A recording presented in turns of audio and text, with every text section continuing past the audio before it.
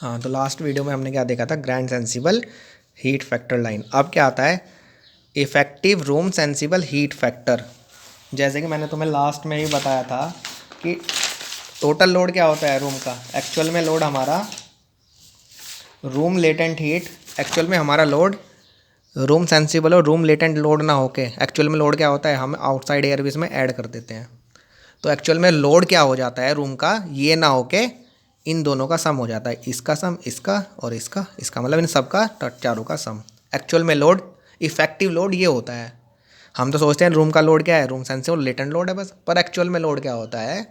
ये होता है। क्योंकि बाहर से एयर भी तो मिक्स करनी है, फ्रेश एयर स्मेलिंग को रोकने के लिए,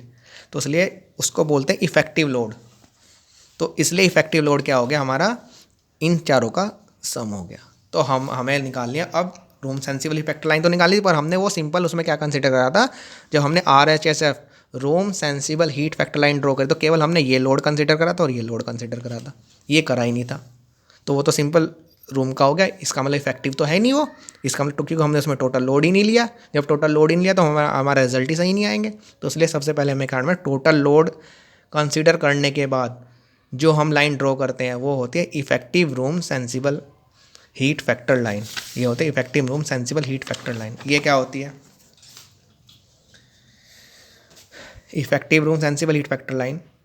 किस किस का रेशो है, इफेक्टिव रूम सेंसिबल हीट यानी इफेक्टिव जो एक्चुअल में है वो सेंसिबल हीट,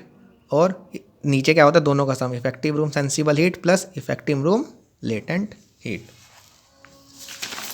अब सिंपल ये क्या होता है, effective room sensible heat, effective room sensible heat क्या होता है, एक तरह सिंपल क्या होता है, ये यही होता है। टोटल सेंसिबल हीट को भी इफेक्टिव रूम सेंसिबल हीट बोल सकते हैं, इफेक्टिव रूम सेंसिबल हीट, क्योंकि टोटल लोड तो यही हो गया ना, इसका सम और प्लस सेंसिबल हीट का सम और प्लस ये वाली सेंसिबल हीट का सम। और इसकी मैंने न्यूमेरिकल वैल्यू अभी तुम्हें कितनी बताई थी, रूम की सेंसिबल हीट और आउटसाइड एयर की रूम, हम क्या करते हैं न्यूमेरिकल वैल्यू और ऐड कर, मतलब या सिंपल कह लें हम, ये आउटसाइड एयर सेंसिबल हीट और ऐड कर देते हैं, चाहे इसको न्यूमेरिकल फॉर्म में लिख लो चाहे नेम के फॉर्म में लिख लो। अब पर दिक्कत क्या होती है, ऐसे तो है नहीं कि ये जितनी एयर आई आउट, जैसे रूम सेंसिबल रिसर्कुलेटेड एयर आई और ये एयर दोनों मिक्स हुई, तो ऐसा तो है नहीं सारी एयर कॉइल से ही पास होगी, कुछ ना कुछ मैंने बताया था बाई पास होते, 100% एयर तो पास ही नहीं हो सकती। कॉइल से कितनी एयर पास, कुछ ना कुछ तो इधर उधर से निकल ही जाएगी कॉइल के, तो वो हो गए बाईपास। तो एक्चुअल में इस पर टोटल लोड ना हो के ये कितना लोड होता है, ये कितना बचता है इफेक्टिव रूम, इसका मतलब उसमें बाईपास फैक्टर की मल्टीप्लाई और कर दें, ये लोड और प्लस जो आउटसाइड एयर से आया है उसका कितना, उसका भी कितना, पर लोड क्या होगा, यदि कूलिंग, यदि ये आउटसाइड एयर सेंसिबल हीट 100% इससे पास हो जाती तो इफेक्टिव लोड तो कुछ भी ना होता, कूलिंग कॉइल सब को टेम्परेचर को डाउन कर देती। पर इसकी कुछ क्वांटिटी आउटसाइड एयर सेंसिबिलिटी, कुछ क्वांटिटी भी क्या होती है रिसर्कुलेटेड एयर के साथ साथ बाईपास हो जाती है, कूलिंग कॉइल के बराबर से निकल जाती है। तो रूम सेंसिबल हीट तो टोटल है ही, ये तो टोटल रूम की हीट है ही, प्लस इसमें कितना और ऐड कर दें, जो कि बाहर से गर्म हवा सीधी अंदर आ गई, एक तरह कूलिंग कॉइल से पास ही नहीं हुआ सीधी अंदर आ गई, ये कह सकते हैं इसको कि जो आउटसाइड एयर सेंसिबल हीट है ये क्या हुआ, जब करी तो एक्चुअल में हमने कूलिंग कॉइल से ही पास, पर कूलिंग कॉइल की सरफेस के कांटेक्ट नहीं हो गएगा, ये इधर उधर से निकल गई, तो हम ये क्या हो गई, बाईपास होकर आ गई। तो एक तरह इनडायरेक्टली वर्ड में ये भी तो बोल सकते हैं कि आउटसाइड एयर सीधी अंदर आ गई, बीच में ठंडी कॉइल से पास ही नहीं हुई, जिससे क्या होगा, इसका लोड अब और बढ़ जाएगा कमरे का, क्योंकि रूम की सेंसिबिलिटी पहले से ही थी, आउटसाइड से गर्म एयर और आ गई, और गर्म एयर कैसा है क्योंकि वो बाईपास हो गई, इसके कॉन्टैक्ट में नहीं आई, ठंडी इसके कॉन्टैक्ट में हमारे कूलिंग कॉइल ठंडी हो जाती, यदि कूलिंग कॉइल कॉन्टैक्ट में आउटसाइड एयर आ जाती है तो वो ठंडी हो जाती, फिर तो कोई प्रॉब्लम ही नहीं थी, इसमें लोड बढ़ता ही ना। पर इसका कुछ पार्ट तो उसके पास हो गया, चलो इसका जो आउटसाइड एयर सेंसिबल हीट है उसका कुछ पार्ट तो कूलिंग कॉइल से पास हो गया, वो तो ठंडा हो गया, उससे तो कोई लोड नहीं बढ़ा रूम के अंदर। पर जो इसका आउटसाइड सेंसिबल हीट का पार्ट बाईपास हो गया, वो तो गर्म है ना, बाहर में तो टेम्परेचर मान लो 45 है, आपके कमरे में 25 है, तो बाहर के टेम्परेचर तो ज़्यादा है, तो जो 45 डिग्री सेल्सियस की एयर सीधी एक तरह बाईपास हो गया इस कमरे में आ गई, तो उसका टेम्परेचर बढ़ाएगी नहीं बढ़ाएगी, तो इससे क्या होगा, इसकी सेंसिबल हीट कमरे की टेम्परेचर बढ़ना मतलब सेंसिबल हीट कमरे की सेंसिबल हीट बढ़ जाएगी। बिल्कुल सेम ऐसे ही क्या होगा, जब वो उस एयर में क्या होगी, लेटेंट हीट भी होगी, जब उस कमरे में उसमें आउटसाइड एयर में लेटेंट, ऐसी आउटसाइड एयर की लेटेंट हीट जब आएगी तो कुछ तो outside air latent heat air इससे पास हो जाएगी, तो वो तो ठंडी हो जाएगी, उसका तो कोई लोड बढ़ने का ही नहीं यहाँ पे। पर ऐसे ही कुछ क्वांटिटी ऑफ एयर इसकी भी बाईपास हो जाएगी, इस क्वांटिटी की भी बाईपास हो जाएगी। वो इस कूलिंग कॉइल से पास ही नहीं होगी, इसके आसपास से नहीं करेगी, वो सीधी चीज़ में पहुँच जाएगी रूम में। इसका मतलब वो क्या करेगी, रूम का एक लेटेंट हीट तो रूम की ये है ही लोड, प्लस एक जो सीधी एयर आ गई एक तरह बाईपास हो गए वो लोड, इसका मतलब आउटसाइड एयर लेटेंट लोड, और वो कितना इनटू उसका बाईपास फैक्टर प्लस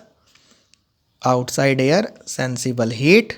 इनटू उसका बाईपास फैक्टर। तो इतना लोड हो जाएगा। तो लेटेंट हमारा लेटेंट लोड भी बढ़ गया, क्योंकि सीधी की सीधी एयर ठंड जो बाहर से गर्म एयर थी उसमें लेटेंट हीट भी थी, वो सीधी अंदर आ गई। ऐसे आउटसाइड एयर में सेंसिबल हीट थी, वो भी बाईपास होकर अंदर आ गई। और बाईपास फैक्टर को हम किससे, ये जितनी बाईपास हुई उतनी, तो हम टोटल लोड को जो टोटल है उसको बाईपास फैक्टर से मल्टीप्लाई करके इसमें ऐड कर दो। इसका मतलब कमरे में अब इतना लोड है, सेंसिबल लोड तो इतना है। ऐसे ही लेटेंट लोड, रूम का लेटेंट लोड तो है ही, साथ साथ आउटसाइड एयर जो बाईपास होके आ गई, आउटसाइड एयर बाईपास हो गया, उसका मतलब आउटसाइड एयर में हम क्या करें, आउटसाइड लेटेंट हीट को किससे मल्टीप्लाई करें, बाईपास एयर, बाईपास फैक्टर से। तो आउटसाइड लेटेंट हीट एयर जो बाईपास होके आ गई, इसका मतलब उसको किससे मल्टीप्लाई, बाईपास फैक्टर, और किस में ऐड कर दें, इसमें। तो जो ये बचेगा ये बनेगा, तो इसका मतलब हम क्या करें, इसको और बाईपास फैक्टर से और मल्टीप्लाई कर दें। तो अब क्या बने, इफेक्टिव रूम,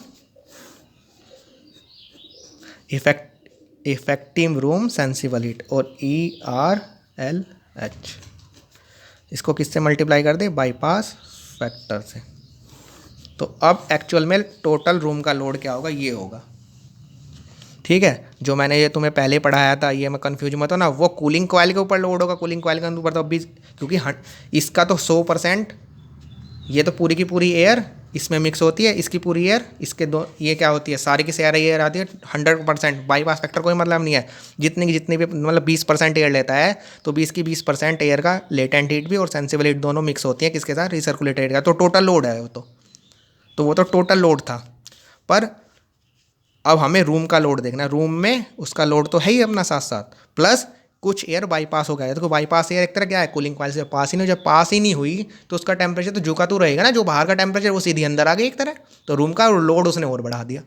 तो इसको क्या बोलते हैं, यदि ES1000 रूम सेंसिबल हीट में हम आउटसाइड एयर सेंसिबल हीट कौन सी, जितनी बाईपास हुई वो